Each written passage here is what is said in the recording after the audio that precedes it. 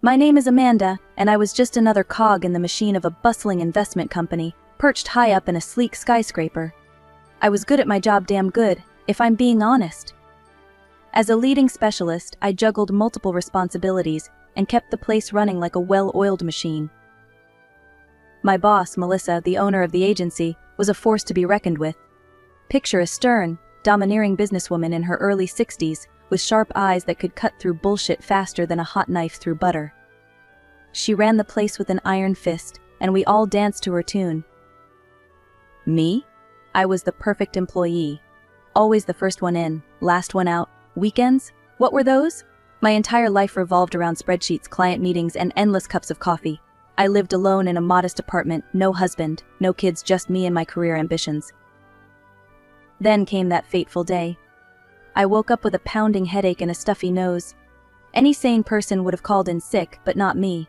I dragged myself to the office, determined to push through. The day dragged on, and I fell behind on my work for the first time in, well, ever. The Stevenson report was due, and I was nowhere near finished. As the clock ticked closer to our daily briefing, panic set in. "Where's the report?" Melissa demanded as soon as she walked into the conference room. "I'm not quite finished," I stammered, my face burning with shame. Her eyes narrowed dangerously. "Not finished? What the hell have you been doing all day?" "I'm sorry, I'm not feeling well." "I don't give a rat's ass how you're feeling," she exploded. "You had one fucking job, and you couldn't even do that right." The room fell silent as she continued her tirade. "You're useless, you know that? A complete waste of space. Maybe I should replace you with someone who actually knows how to do their job." Each word was like a slap to the face. I sat there, stunned, as tears welled up in my eyes. Before I knew it, I was on my feet, running out of the room. As the doors closed behind me, I let out a choked sob. Years of pent-up emotions came flooding out as the elevator descended. I was so lost in my misery that I barely noticed when it stopped a few floors down and a man stepped in. "Hey, are you okay?" a gentle voice asked. I looked up, wiping my eyes, and saw a kind face looking back at me with concern. "I'm fine," I lied, my voice cracking. "How about we grab a coffee?" he suggested. "Looks like you could use a friend right now." I nodded, surprising myself. As we walked out of the building together, I realized this was the first spontaneous thing I'd done in years. We found a cozy little coffee shop just around the corner from the office building. As we settled into a quiet booth, the stranger introduced himself as Jack. "So, want to tell me what happened back there?" he asked, sliding a steaming cup of coffee towards me. I took a deep breath, trying to compose myself. "It's just work stuff. My boss, she can be pretty harsh sometimes." Jack nodded sympathetically. "Sounds like a real piece of work. What do you do?" I hesitated, not wanting to give away too much information. "I'm in finance. Investment stuff, you know. It's a high-pressure job." "I can imagine," Jack said, "but that doesn't give anyone the right to treat you like crap." We talked for hours, carefully dancing around specifics about my job or boss. Jack was easy to talk to, and I found myself opening up about other aspects of my life, my childhood in a small town, my dreams of making it big in the city. Jack reached across the table and squeezed my hand. "Sounds like you've worked hard to get where you are. Maybe it's time to start living for yourself, not just your job." As the sun began to set, we reluctantly said our goodbyes, but not before exchanging numbers. "I'd like to see you again," Jack said with a smile that made my heart skip a beat. From that day on, something changed. I went back to work, facing my boss's wrath with a newfound strength. Her words still stung, but they didn't cut as deep anymore, because now I had something to look forward to outside of work. Jack and I started meeting regularly. Coffee dates turned into dinner dates, and soon we were spending every free moment together. For the first time in years, I felt alive. Then, exactly 1 year after we met, Jack took me to the same coffee shop where we'd had our first conversation and proposed to me. Tears of happiness streamed down my face as I said yes. As we celebrated, Jack suggested, "I want you to meet my mom. She's the only family I have left." "What about your dad?" I asked, curious. Jack's face clouded over. My parents divorced years ago, Dad. He doesn't want anything to do with me anymore. It's just me and Mom now. A few days later, we pulled up to a stunning mansion. My jaw dropped. This is where your mom lives. Jack nodded, looking a bit embarrassed. Yeah, she's well off. As we walked up to the front door, I felt a twinge of nervousness, but nothing could have prepared me for what happened next. The door swung open, and I froze in shock. Standing there looking equally stunned was my boss, Melissa. Mom, Jack said, oblivious to the tension, this is Amanda, my fiancée. I couldn't breathe. Melissa, Jack's mother, stared at me with a mixture of surprise and disgust. Hershey spat out, "You're marrying her." Jack looked between us, confusion turning to realization. You two know each other. Before I could say anything, his mother cut in. She works for me. Or should I say, under me. Really, Jack? With your money and position, you could do so much better. I felt my face burning with humiliation. But then Jack did something that made me love him even more. He put his arm around me and said firmly, Mom, Amanda is the best thing that's ever happened to me. I'm marrying her, with or without your approval. In that moment, despite the shock and fear, I felt a surge of gratitude. Whatever came next, at least I wouldn't face it alone.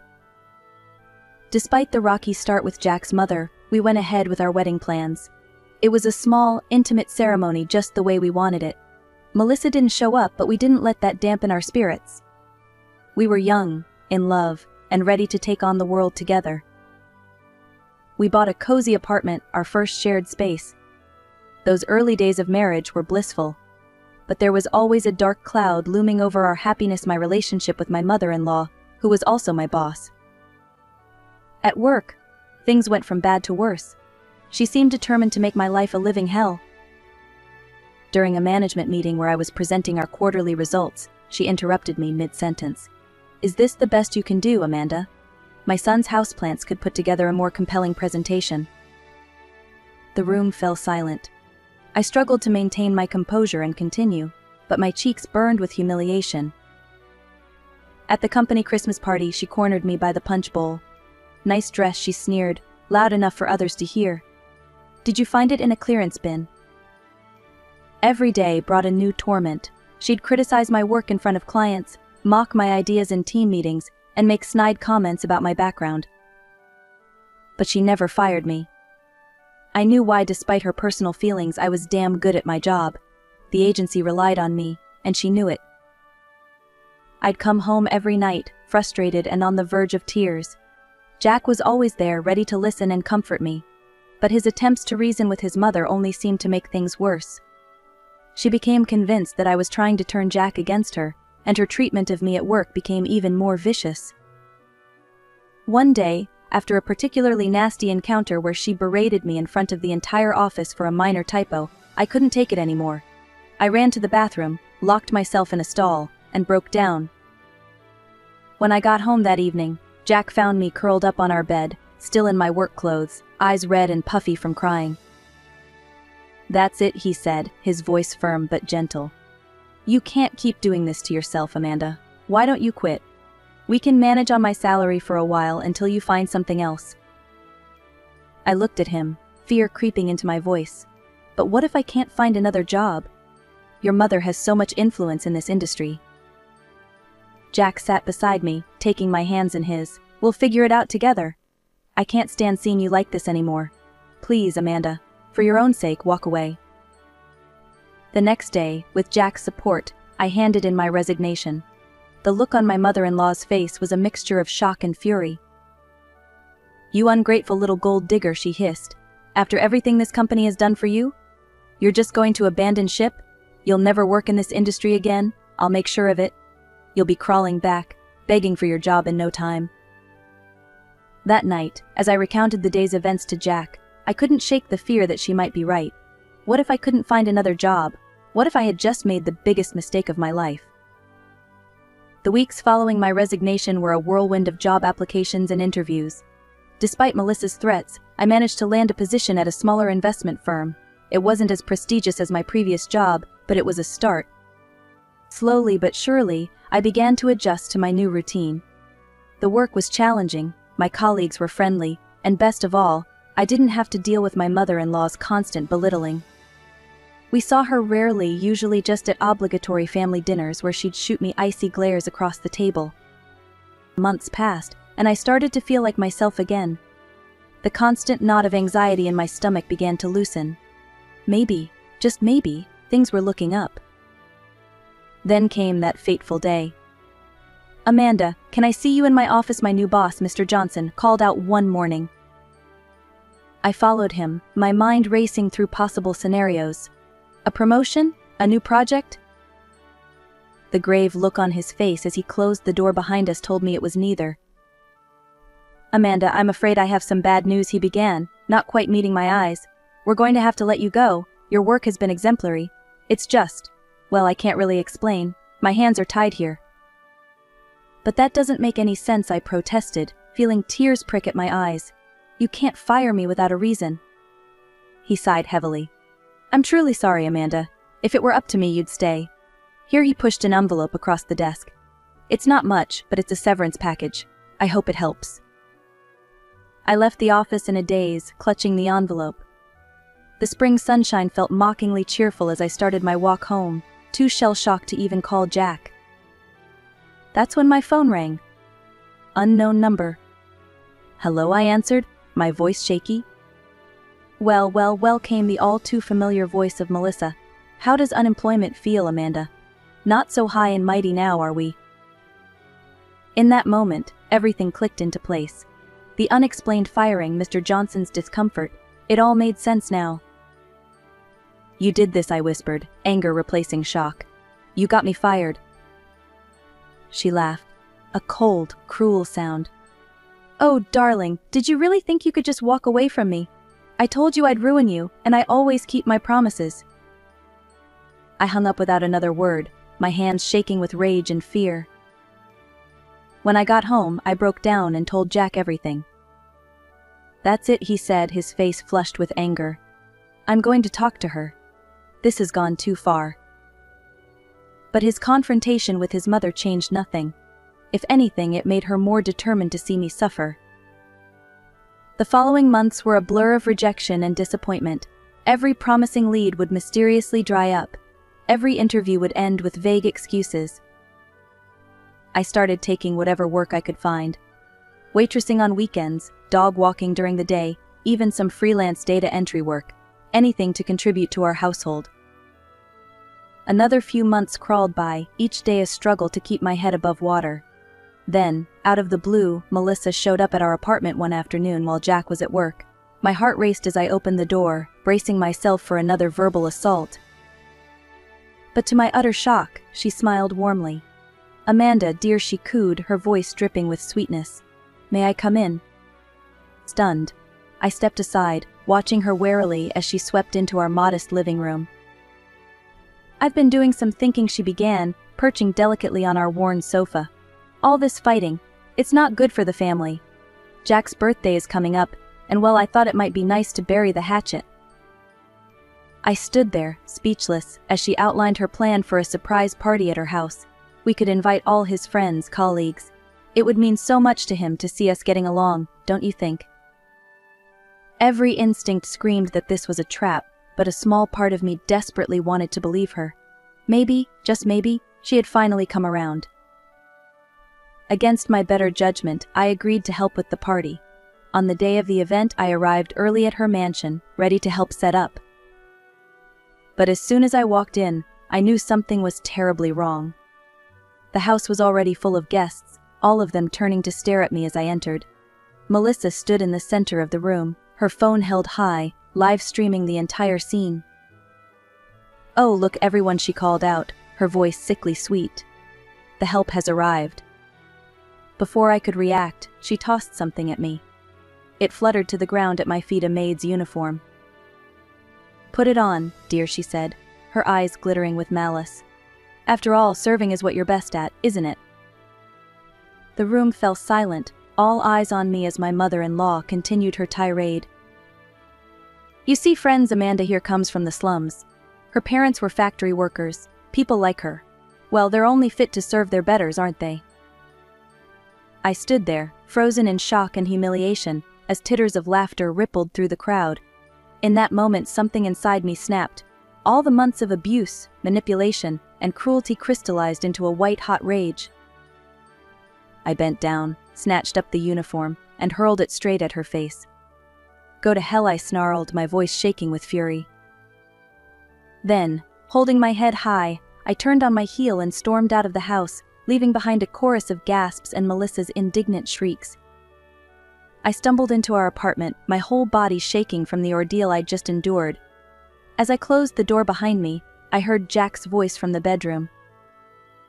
"Amanda, is that you?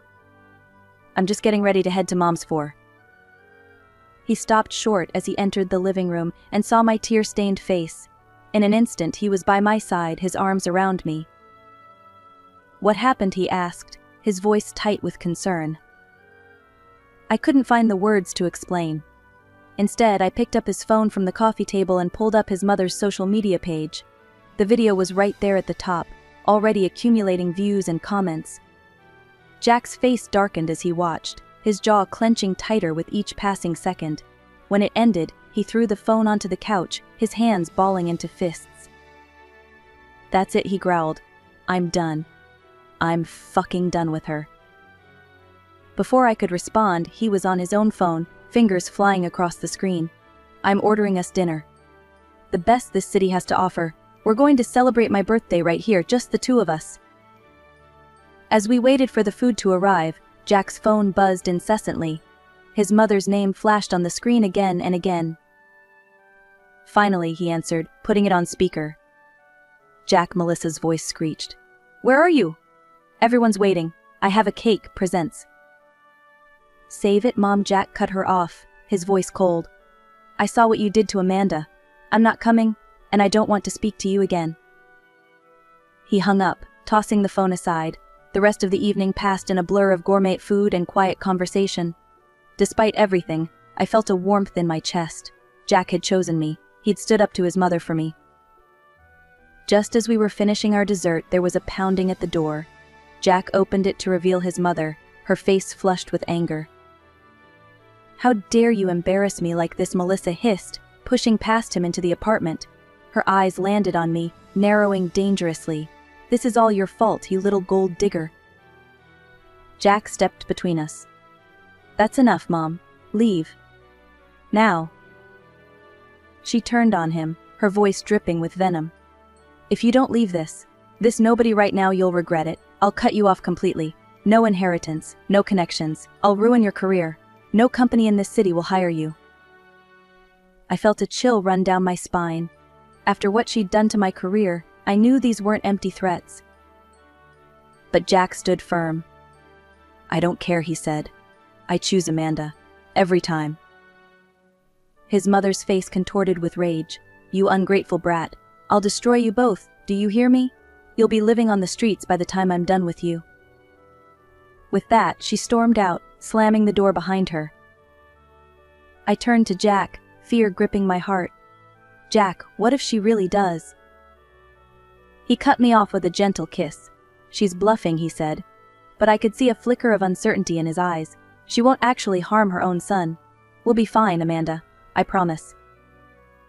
As we cleaned up the remnants of our impromptu birthday dinner, I tried to share Jack's optimism, but I couldn't shake the feeling that this was far from over.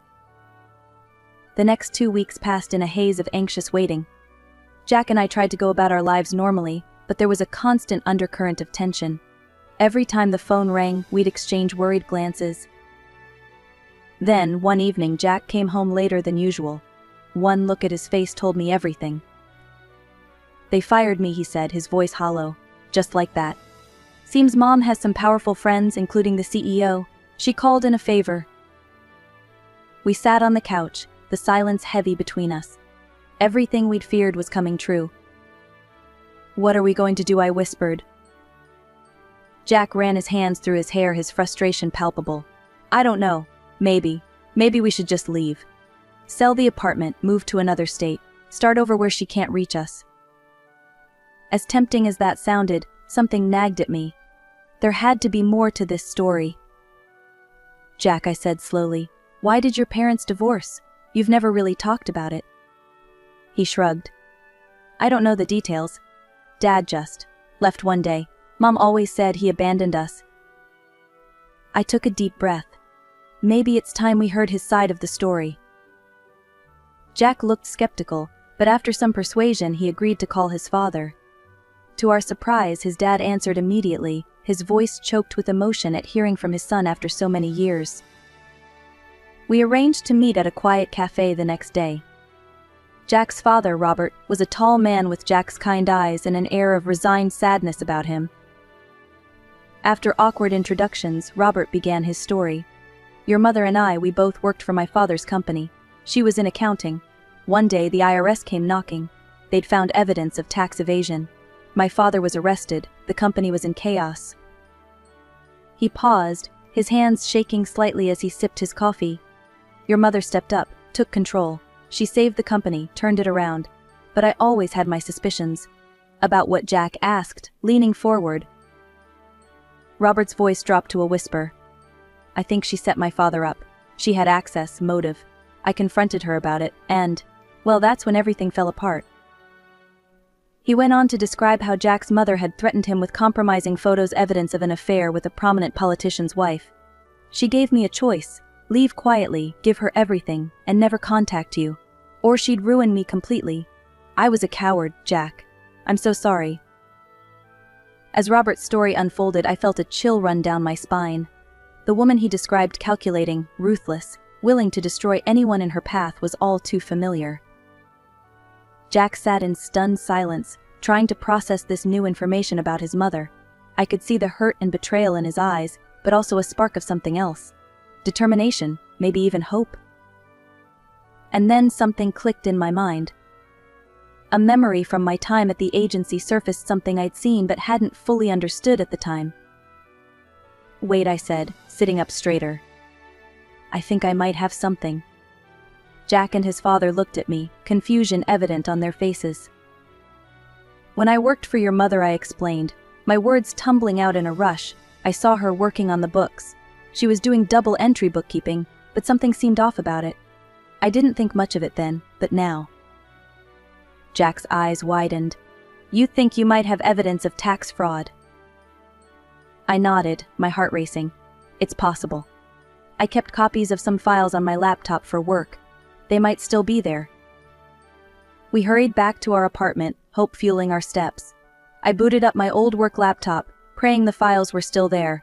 After what felt like an eternity of searching, I found them: spreadsheets and financial records that clearly showed discrepancies. "This is it," Jack's father breathed, looking over my shoulder. "This could be the proof we need." Jack squeezed my hand, his eyes shining with a mixture of gratitude and determination. "We need to take this to the authorities," he said. The next few weeks were a whirlwind. We submitted our evidence to the tax authorities, triggering a full-scale audit of Melissa's company. The investigation was thorough and relentless. When the results came in, they were even more damning than we'd imagined. The scale of the tax evasion was massive, spanning years and involving millions of dollars. Melissa was arrested and charged with multiple counts of fraud and tax evasion. The trial was a media sensation, but we kept our heads down, focusing on rebuilding our lives. When the verdict came in guilty on all counts, it felt like a weight had been lifted from our shoulders.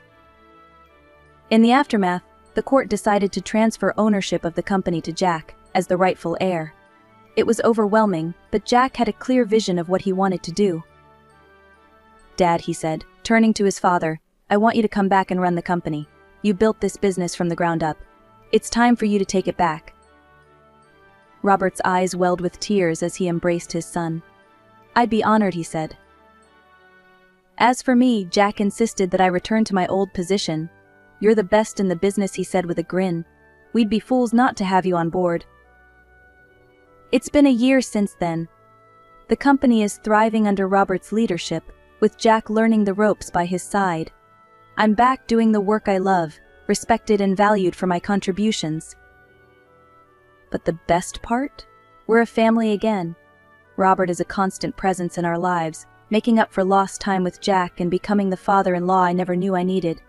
We have weekly family dinners, filled with laughter and love, a far cry from the tense, miserable affairs of the past. As I sit here in our new home, watching Jack and his dad pore over some business plans, I can't help but marvel at how far we've come. We've weathered the storm, faced down seemingly insurmountable odds, and come out stronger on the other side.